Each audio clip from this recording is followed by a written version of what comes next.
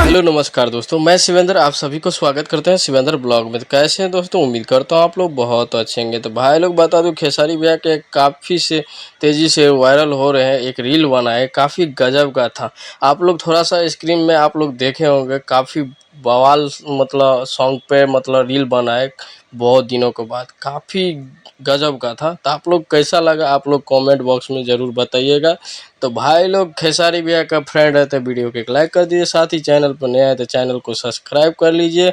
और भाई लोग ऐसे ही देखते रहिए शिवेंद्र ब्लॉग। तो भाई लोग बता दो, खेसारी भैया का ये कल या परसों एक गाना आने वाला है, काफ़ी गजब का है और महंगा बजट का है, कम से कम नहीं कुछ तो 7-8 लाख रुपया लगाया है।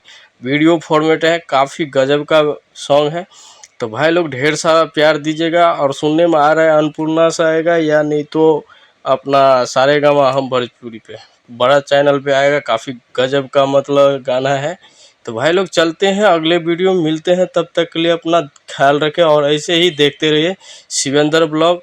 तो भाई लोग आप लोग वीडियो नहीं देखते हैं, भाई लोग पूरा वॉच कीजिए और ऐसे ही साथ दीजिए। चलते हैं।